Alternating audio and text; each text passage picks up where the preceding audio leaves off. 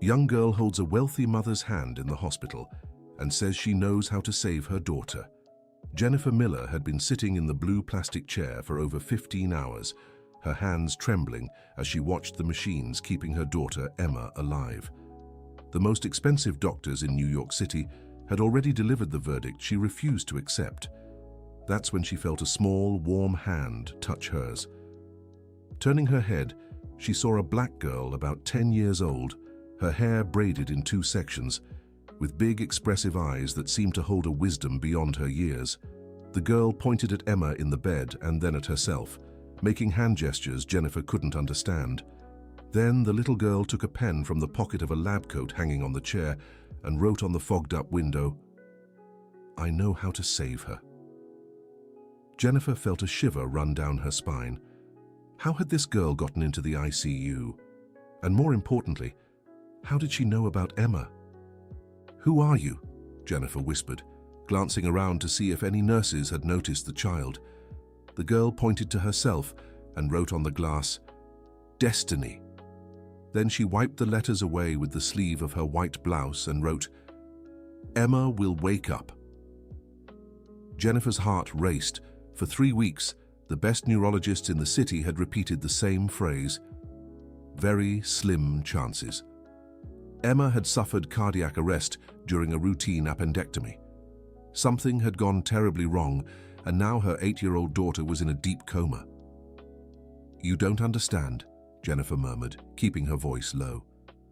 "The doctors said..."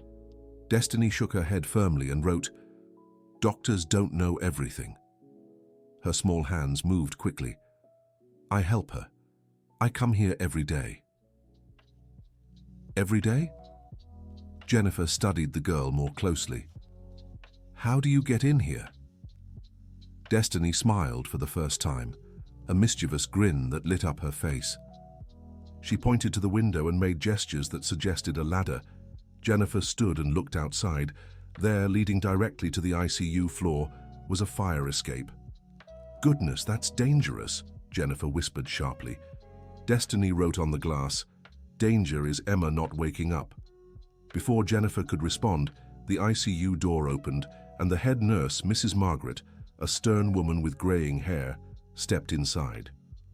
"What's going on here?" she asked, her gaze locking onto Destiny. "Child, you can't be in here." Destiny hid behind Jennifer, who instinctively shielded her. "Please, she's not causing any trouble," Jennifer said. "She just..." "Mrs. Miller, you know the rules are strict. Only authorized family members are allowed in the ICU." Margaret moved toward Destiny. "Come now, child. You need to leave." Dear listener, if you're enjoying the story, don't forget to like and especially subscribe to the channel. It helps us a lot as we're just starting out. Now back to the story. Destiny looked at Jennifer with pleading eyes, then quickly wrote on the glass, "Let me help Emma. I know how." Margaret sighed and crossed her arms.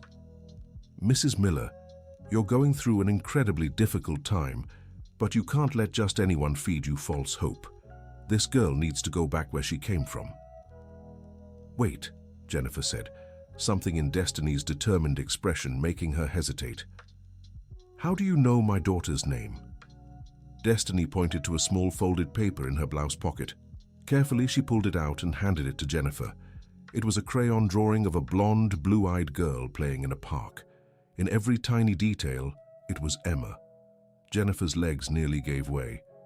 In the drawing, Emma wore the same yellow dress she'd had on the day of her surgery, the same ribbon in her hair, the same heart-shaped bracelet Jennifer had given as a gift on her birthday. How do you know about this?" Jennifer murmured, holding the drawing with trembling hands. Margaret stepped closer and looked at the paper. "This is very strange," she admitted, her voice losing some of its sternness. "Mrs. Miller, do you know this girl?" "I've never seen her in my life," Jennifer replied, not taking her eyes off Destiny.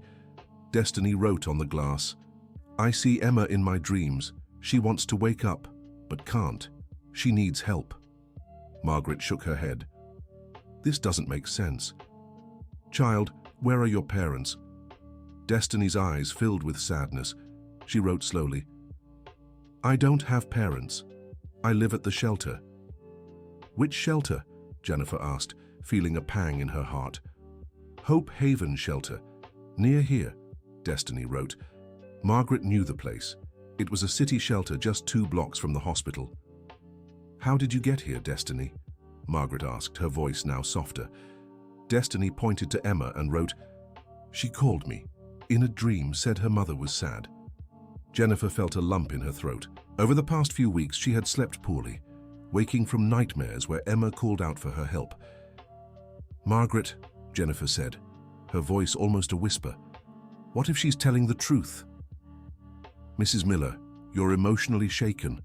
These coincidences, they're not coincidences, Jennifer interrupted. Look at this drawing. How could a child who's never seen my daughter know these details?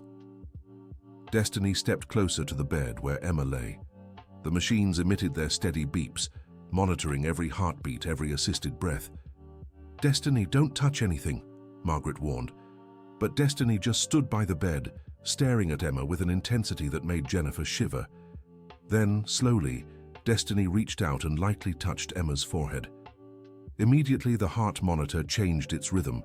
Instead of the regular mechanical beeps, the heartbeat sped up slightly, as if Emma's heart was responding to the touch. Margaret quickly moved to the machines.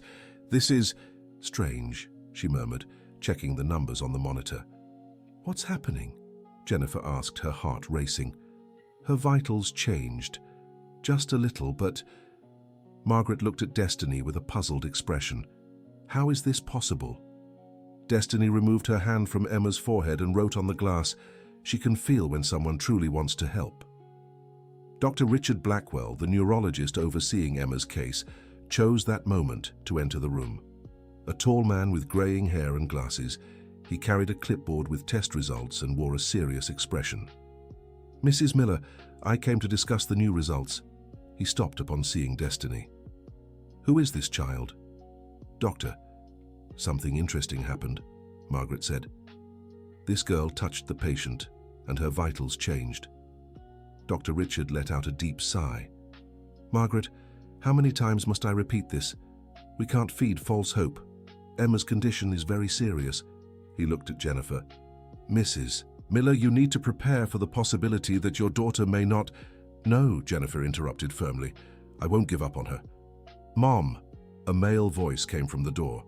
It was Brian Miller, Jennifer's younger brother, 25 years old. He entered the room wearing an expensive suit, his hair neatly combed, his expression worried. I came as soon as I got your message. Jennifer had forgotten she'd called Brian earlier, asking him to come to the hospital. Brian, thank you for coming, she said, hugging her brother. How is she? Brian asked, looking at Emma in the bed. His eyes shifted to Destiny. And who's this girl? It's a long story, Jennifer replied. Doctor. Richard took advantage of Brian's arrival to be more direct. Mr. Miller, perhaps you can help your sister understand the severity of the situation. Emma has suffered significant brain damage. The chances of recovery are minimal. Doctor, Brian said, his voice controlled, my sister is going through a tremendous trauma. Maybe it's time to consider... Consider what? Jennifer asked, a sinking feeling growing in her stomach. Jen, you've been here for weeks. You're not eating properly, you're not sleeping. You have a business to run, employees depending on you. The business can wait, Brian. My daughter is more important. I know that. But you also need to be realistic. Destiny, who had been silently observing the conversation, suddenly wrote something on the glass that made everyone freeze. Uncle doesn't want Emma to wake up. A tense silence filled the room. What does that mean? Jennifer asked, looking at Destiny and then at Brian. Jen, this girl clearly has issues. You can't take seriously what she... Answer the question, Brian, Jennifer said, her voice growing firmer. Brian sighed and ran a hand through his hair. Look, I just think you need to consider all possibilities. If Emma doesn't improve, you'll have to make difficult decisions. What kind of decisions? Jen, you know I've always supported your choices, but... Destiny wrote again, he wants to control the company. Jennifer felt as if she'd been punched in the gut. Over the years, Brian had shown increasing interest in the family business. Jennifer had inherited the cosmetics company Miller & Daughter from their father, and ever since, Brian had suggested he should have a bigger role in management. "That's not true," Brian said, but his voice lacked conviction. Dr. Richard decided to intervene. "This situation is getting out of hand. I'm calling security to remove this child. She clearly shouldn't be here and is only causing more confusion." "No," Jennifer said firmly, "she stays." "Mrs. Miller."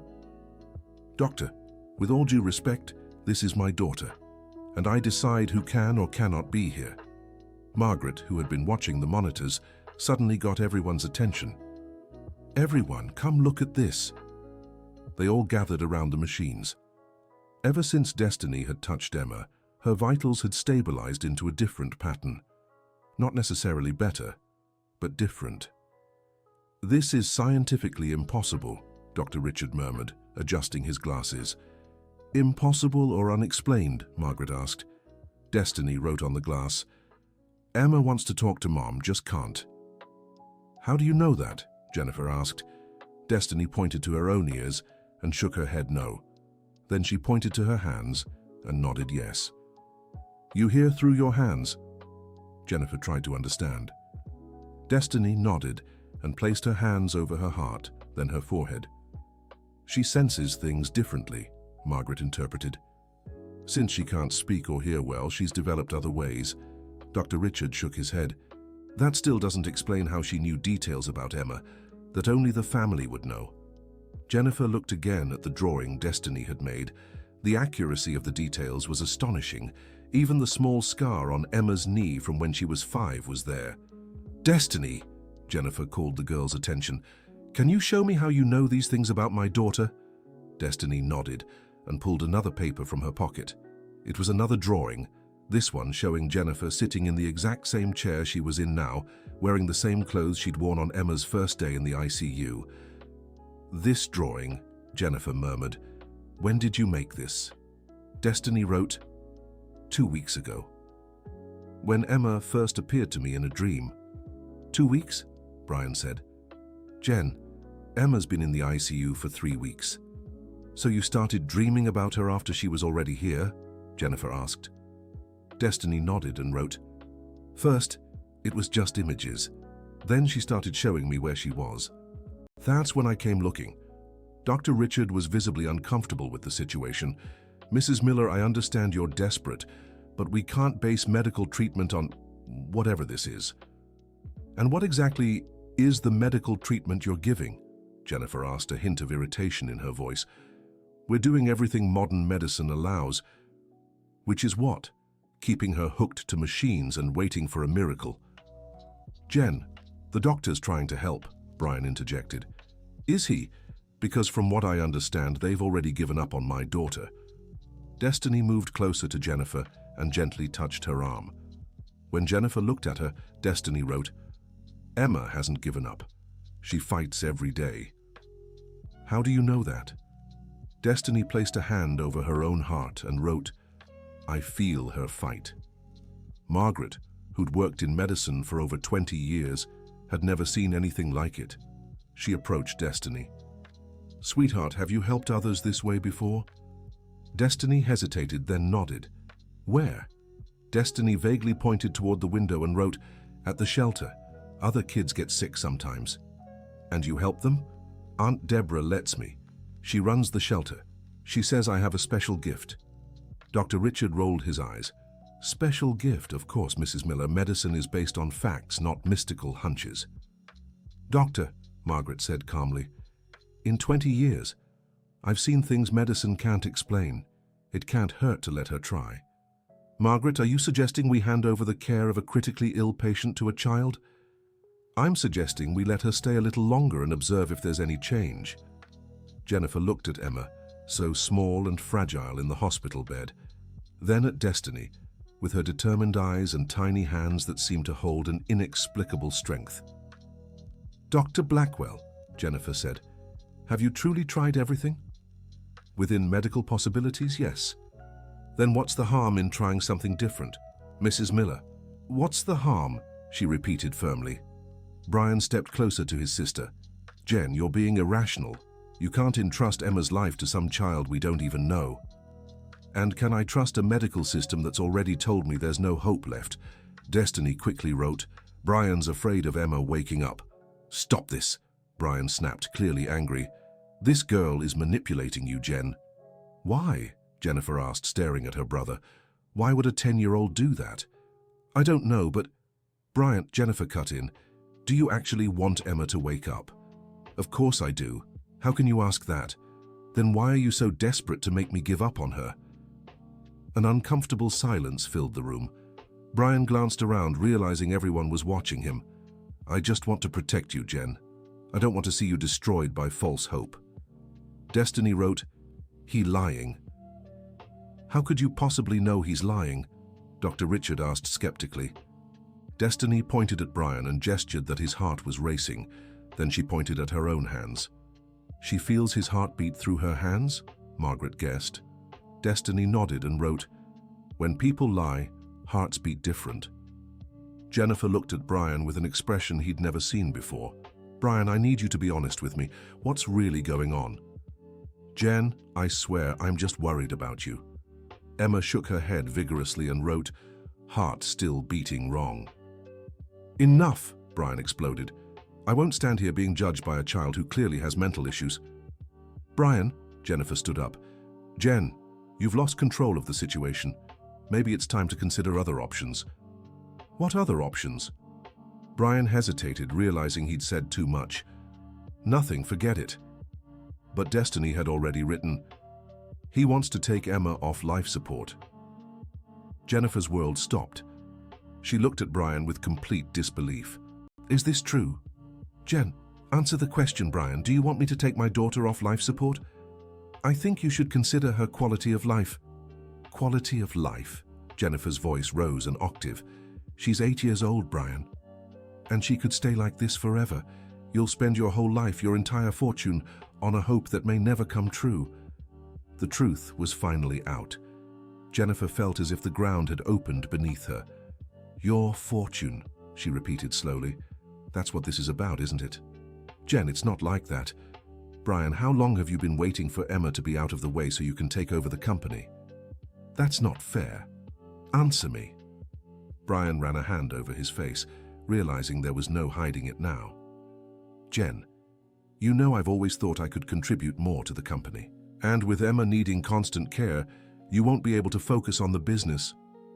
So you'd rather my daughter never wake up so you can access her inheritance. That's exactly it, Jennifer said, her voice trembling with anger and disappointment. Dear listener, if you're enjoying the story, take a moment to like and especially subscribe to the channel. It helps us a lot as we're just starting out. Now, back to the story. Dr. Richard, uncomfortable with the family situation, tried to regain control. Everyone, I think we should focus on what's best for the patient, and what's best is continuing proper medical treatment. Destiny moved closer to Emma's bed again, and this time placed both hands on the girl's arms. Immediately, the monitors began showing more significant changes. What's happening? Margaret rushed to the machines. Emma's heartbeat, which had remained mechanical for weeks, now showed variations suggesting some neurological response. This is impossible, Dr. Richard murmured, checking the equipment. Destiny kept her hands on Emma and closed her eyes, as if concentrating intensely. For a few minutes, everyone in the room stood silent, watching the numbers on the monitors shift. Then, something extraordinary happened. Emma slightly moved the fingers of her right hand. My God, Jennifer whispered, rushing to the bedside. This can't be happening. Dr. Richard checked the machines again. Destiny opened her eyes and quickly wrote, Emma wants to wake up but needs help every day. Every day? Jennifer asked. Please, Dr. Richard interjected. We can't base our hopes on movements that might just be involuntary reflexes. But at that moment, Emma turned her head slightly toward Jennifer's voice. Margaret grabbed Dr. Richard's arm. Doctor, these aren't reflexes. She's responding to stimuli. A coincidence? 2 coincidences in a row? Margaret challenged. Jennifer knelt beside the bed and held Emma's hand. "Emma, sweetheart, it's Mommy, can you hear me?" Emma didn't open her eyes, but her fingers curled slightly around Jennifer's. "She can hear me," Jennifer sobbed. "My daughter can hear me." Destiny wrote, "Emma always heard. She just couldn't respond." "And now she can?" Jennifer asked. "She's learning, but she needs to practice every day." Dr. Richard was clearly confused by the situation. In his career, he had never witnessed such a sudden neurological recovery. "Even if there is some kind of response," he said cautiously, "that doesn't mean there will be a full recovery." "But it means there's hope," Jennifer replied. Brian, realizing his plans were falling apart, made one last attempt. "Jen, even if Emma improves a little, she could still have serious long-term effects. You need to think about the future." "The future?" Jennifer turned to him angrily. "The future is my daughter alive and awake. Anything beyond that is a bonus." "But, Brian, I want you to leave." "Jen, leave now. And don't come back until you're ready to root for your niece's recovery instead of against it." Brian looked around the room, realizing he had completely lost everyone's support. With a defeated expression, he stormed out, slamming the door behind him. After Brian left, the room grew calmer. Dr. Richard, though still skeptical, couldn't deny that something had changed in Emma's condition. "Mrs. Miller," he said, "I'll allow this child to keep visiting Emma, but under strict medical supervision. Any sign of worsening, and she'll be removed immediately." "Thank you, Doctor." Margaret approached Destiny. "Sweetheart, how did you learn to do this?" Destiny wrote, "I didn't learn. I've always known, since I was little." "Does the shelter know about this?" "Aunt Deborah knows. She's the one who told me it was a special gift." "And you've never been examined by doctors?" Destiny shook her head no. Jennifer, who had overheard the conversation, stepped closer. "Destiny, would you like me to talk to Aunt Deborah?" Destiny hesitated, then wrote, "Can I keep coming to see Emma?" "Of course you can. More than that, I want to get to know you better. You saved my daughter." "Emma hasn't woken up yet," Destiny wrote. "But she will, won't she?" Destiny smiled and nodded. That afternoon, Jennifer decided to visit Hope Haven Shelter. She left Emma in Margaret's care, who had promised to call immediately if there were any changes. The shelter was a simple two-story building, painted light yellow, with a small courtyard out front where a few children were playing. Jennifer parked her imported car on the street and felt all the curious eyes on her. At the reception, a woman in her 50s with black hair streaked with grey greeted her warmly. "You must be Jennifer," she said, extending her hand. "I'm Deborah, the shelter's director. Destiny told me about you." "Is she here?" "She is. She told me what happened at the hospital. Is it true your daughter is getting better?" "She is. For the first time in 3 weeks, she responded to stimuli." Deborah sighed in relief. "Thank God." Destiny was so worried. "Could I talk to you about her?" "Of course. Let's go to my office." Deborah's office was small but cozy, with photos of children on the walls and some drawings made by the kids themselves. "Mrs. Miller, Destiny is a very special child. She came here 3 years ago in a very difficult situation." "What happened to her?" "Destiny lost her parents in a car accident when she was 7. She was in the back seat and survived, but hit her head and didn't speak for weeks. The doctors said it was psychological trauma, but I think it was more than that." "More than that, how?" "When she finally started communicating with us, we realized she had developed this strange ability to sense people's emotions and even their physical state." "And does that scare the other children?" "At first it did, but then they realized Destiny only wanted to help. Whenever someone is sick or sad, she's always there to comfort them." Jennifer felt a pang of emotion. "She's an incredible child." "Yes, she is. But she's also a child who needs a family, Mrs. Miller." Deborah's remark made Jennifer pause. Since meeting Destiny, she had felt an inexplicable connection with her. "Deborah, can I ask you a personal question?" "Of course." Has there ever been any family interested in adopting Destiny? Deborah sighed. A few, but when they learn about her special condition, they back out. People fear what they don't understand. What if I told you I'm not afraid? Deborah looked at Jennifer in surprise. Are you serious? I am. Destiny saved my daughter. More than that, she showed me things about my own family I didn't want to see. Your brother? Exactly. If it weren't for Destiny, I'd never have realized his true intentions. And do you think Destiny would be happy in your family? Jennifer considered the question. Since her divorce 2 years earlier, she and Emma had lived alone in a house too big for just the two of them. Destiny could bring a different energy into their lives. I believe the three of us could be happy together, she replied. Would you like to talk to Destiny about this? Very much. Deborah stood and left the room. A few minutes later, she returned with Destiny, who looked anxious. Destiny, Jennifer said, I came here because I wanted to get to know you better. And I also wanted to ask you an important question. Destiny sat down and picked up a piece of paper from Deborah's desk. How is Emma? She wrote. Better. Much better. The doctors say her vitals improved significantly after you touched her. Destiny smiled proudly.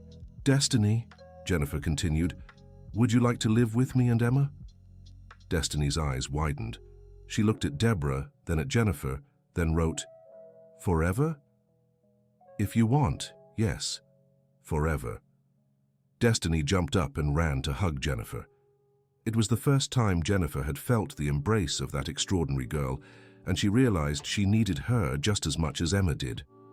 Aunt Deborah, Destiny wrote, can I live with Jennifer and Emma? If that's what you want, sweetheart, I'll arrange the paperwork. But there's one condition, Jennifer said. You'll have to go to school, do homework, and follow house rules like any other child. Destiny laughed and nodded enthusiastically. And you'll keep visiting Emma in the hospital every day until she fully recovers. More eager nods. Then it's settled. That night, Jennifer returned to the hospital with Destiny to share the news with Emma. When they entered the ICU room, Margaret greeted them with excitement. Mrs. Miller, I have good news. Emma woke up briefly an hour ago. She opened her eyes and looked around. Jennifer's legs nearly gave way from emotion. Did she say anything? Not yet, but she was clearly aware. The doctors are optimistic. Destiny stepped closer to the bed and placed her hands over Emma's. As if on cue, Emma opened her eyes. Mum, she whispered, her voice weak but clear. Jennifer burst into tears. Hi, my love. Mummy's here. Emma looked around until her eyes found Destiny. Who are you? She asked. Destiny wrote on the glass. I'm Destiny. I'm going to be your sister. Emma smiled faintly. My sister? Jennifer held both girls' hands. Emma, Destiny is going to live with us. She helped you wake up. Thank you, Destiny, Emma murmured. Destiny wrote, No need to thank me. We're family now. Dr. Blackwell, who had been called as soon as Emma woke up, entered the room just then. How are you feeling, Emma? Tired, she answered, but okay. Do you know where you are? In the hospital. Do you know why you're here? Emma shook her head. You had a complication during surgery, but you're improving now. Will I be okay? Dr. Richard looked at Jennifer, then at Emma. With time and a lot of care, I believe so. Over the following weeks, Emma's recovery was remarkable. Destiny visited her every day, always using her special technique of touches and movements that seemed to speed up the healing process. Dr. Richard, who had initially been skeptical, now admitted there was something unexplainable happening. I've never seen neurological recovery this fast, he confessed to Jennifer. It's as if her brain is relearning how to function at an accelerated pace. It's the Destiny effect, Jennifer joked. Maybe it really is. Brian tried to visit Emma a few times, but was always met with coldness from Jennifer. She still hadn't forgiven her brother's behavior during the crisis. During one of these visits, he attempted to apologize. Jen, I know I was wrong. I was scared you'd destroy yourself emotionally. Brian, you weren't worried about me. You were worried about the company. Maybe a little of both. A little, Brian sighed. Fine, maybe I let ambition take over. But I never wished any harm on Emma. Really? Then why did you suggest I take her off life support? Because I thought it would mean less suffering for her, and for you. Jennifer looked at Emma, who was sitting on the bed playing with a puzzle Destiny had brought. Look at her, Brian. Look and tell me if she seems to be suffering. Brian watched his niece. Emma was clearly doing well, laughing at something Destiny had written on paper. She's okay, he admitted. She's great. And you know why? Because I didn't give up on her. Because Destiny didn't give up on her. About Destiny. Jen, are you sure about the adoption? Absolutely. Why? She's different. She's special, Brian. There's a difference. And what if her ability is just temporary? Then I'll love her just the same. She's not a magic trick. She's a child who needs a family. Brian watched the interaction between Emma and Destiny. It was impossible to deny the genuine connection they'd developed. They get along well. They do. And if you want to be part of this family again, you'll have to accept that now we're 3. And if I do? Jennifer looked at her brother. Then we'll have to talk about your role in the company, but this time as real partners, not as someone waiting for me to fail. Brian extended his hand. I accept the terms. Jennifer shook her brother's hand, but Destiny quickly wrote. He's not lying this time. How do you know? Brian asked, curious. Destiny pointed to her own chest and made a calming gesture. His heart is at peace, Jennifer translated. That's incredible, Brian murmured. 2 weeks later, Emma was discharged from the hospital.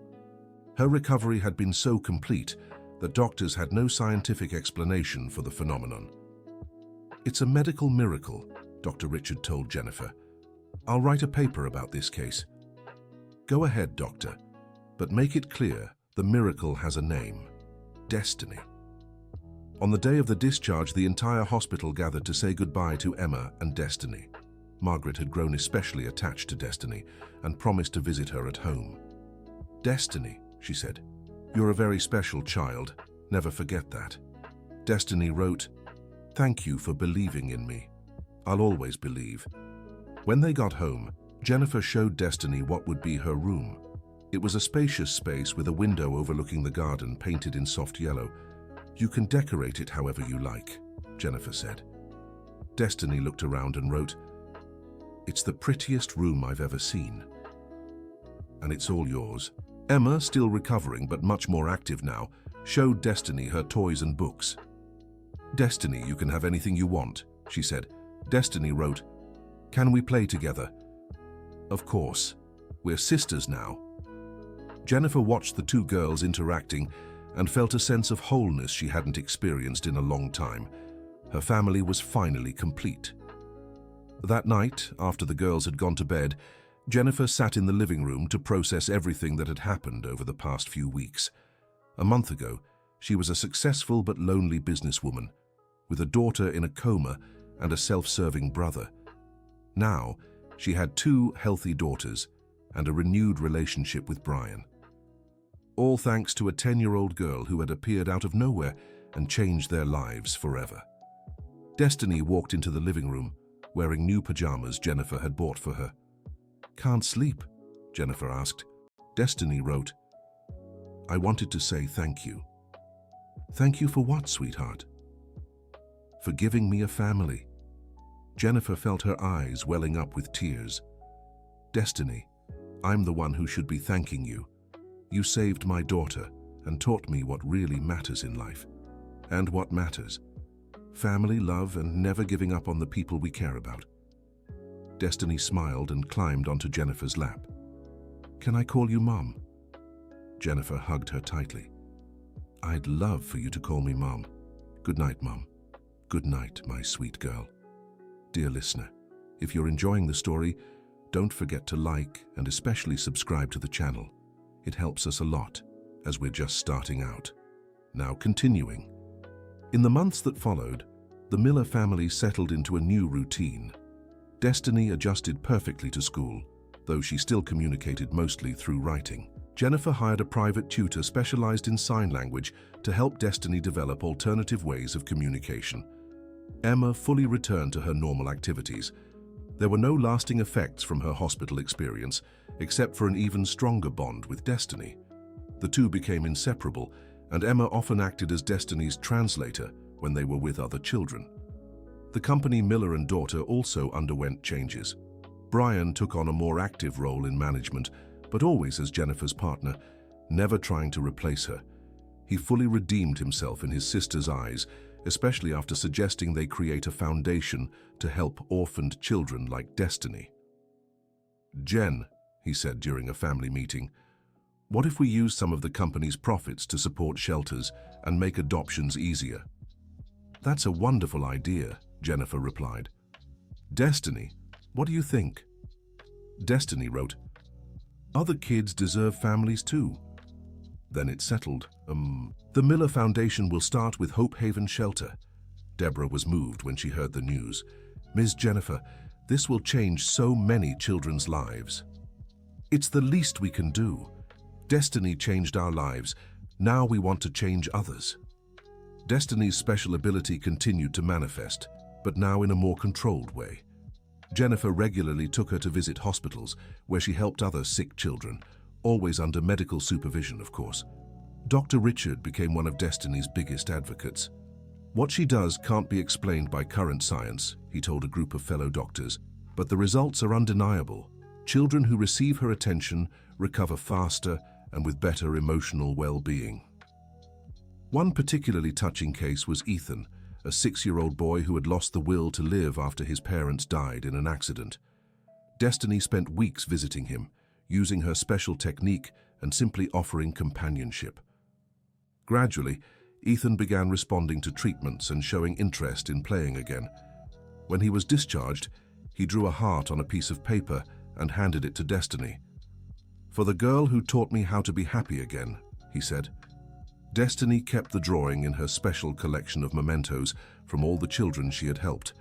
At home, the family dynamic continued to evolve. Jennifer discovered that being a mother to 2 girls was both challenging and incredibly rewarding. Emma and Destiny, despite their different personalities, complemented each other perfectly.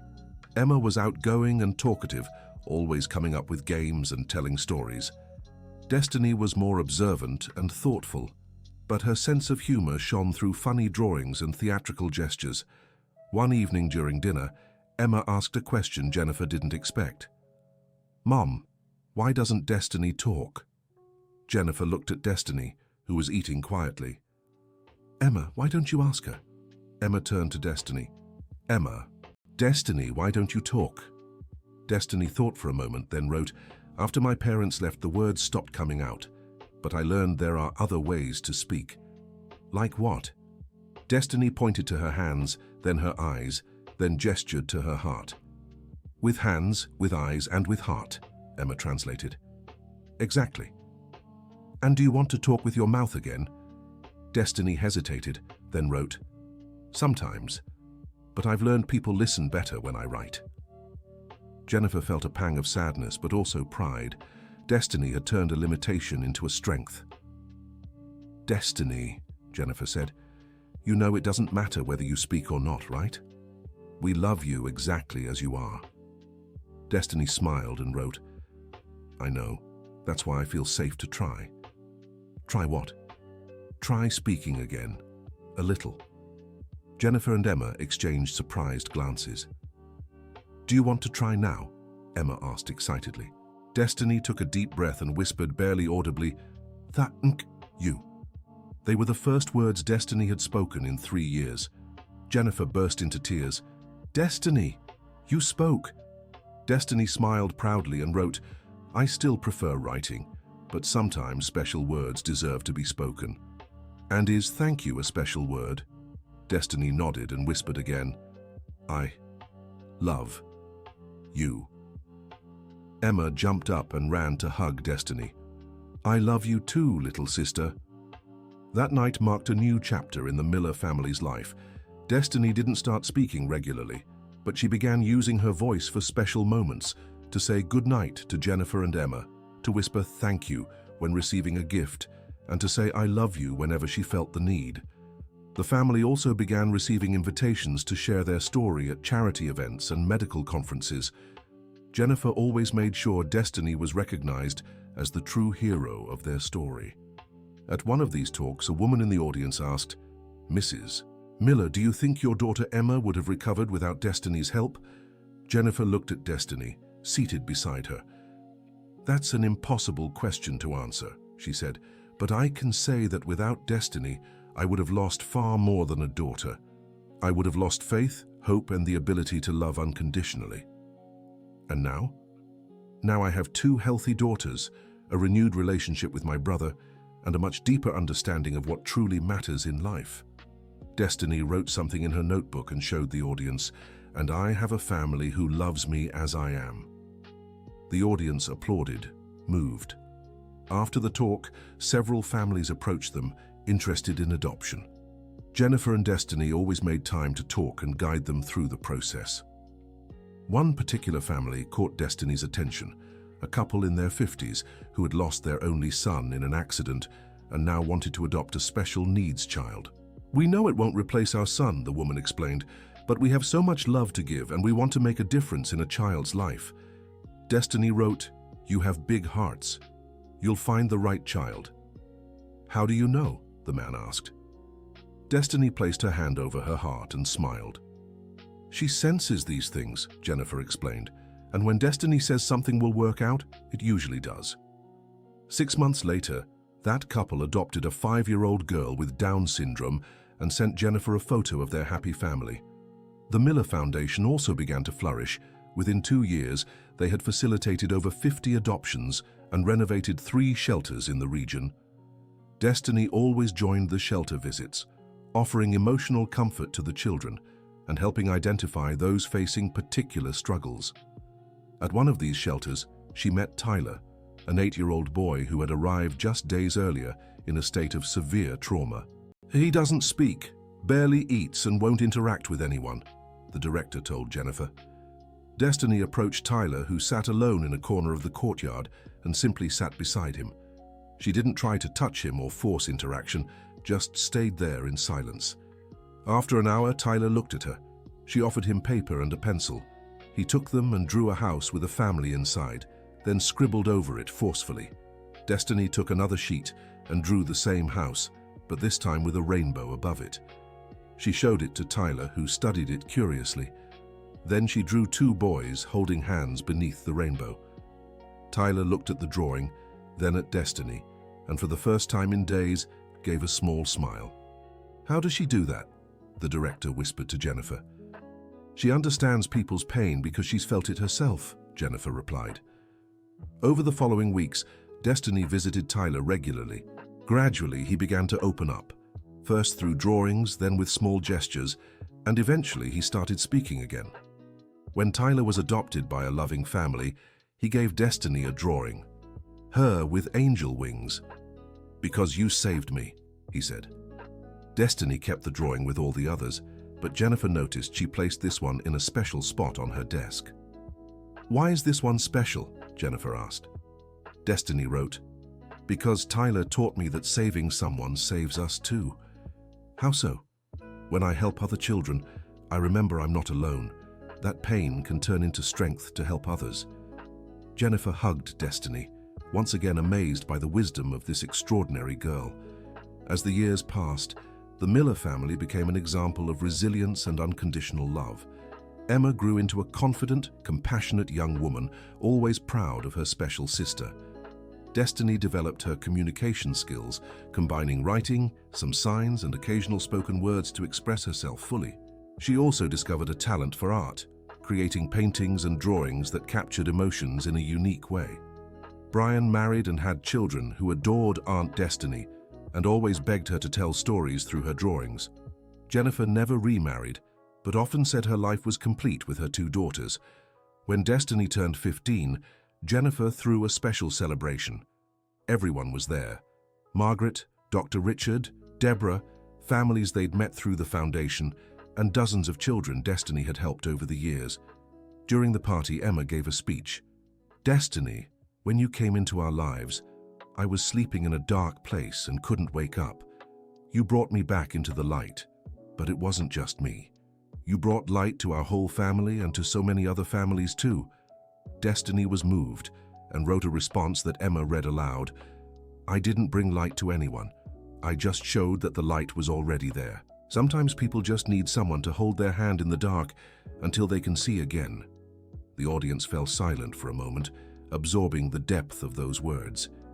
Then Destiny stood up, took a deep breath, and said clearly, "Thank you for loving me as I am. You are my chosen family." These were the longest words Destiny had spoken since she had begun talking again occasionally. Everyone applauded with emotion, and Jennifer felt that moment perfectly captured the incredible journey they had shared. 10 years after that day in the hospital, Jennifer looks at her daughters and still feels moved. Emma graduated with a degree in psychology and now works with traumatized children. Destiny became a recognized artist, using her work to help others process difficult emotions. The Miller Foundation has facilitated over 500 adoptions and has become a national leader in care for children with special needs. Destiny still writes more than she speaks, but that has never limited her ability to touch lives and form deep connections with people. In a recent interview, a reporter asked Jennifer what the greatest lesson Destiny had taught her was. "Destiny taught me that true love has no limits," she answered, "that a child can save an entire family just by being herself, and that sometimes the greatest miracles come wrapped in ways we don't expect." Destiny, who was present at the interview, wrote, "Jennifer taught me that families aren't just about blood. They're about choosing to love someone every day, especially on the hard days." The reporter was visibly moved. "And what's the plan for the future?" Jennifer looked at Destiny, who smiled and wrote, "To keep saving each other. Every day." End of story. Now tell us what you thought of this touching story. Do you believe love and determination can truly work miracles, like they did for Jennifer, Emma, and Destiny? Share your thoughts in the comments and let us know where you're watching from. If this story touched your heart, don't forget to like and subscribe to the channel so you won't miss other narratives celebrating the transformative power of unconditional love. Your participation means so much to us,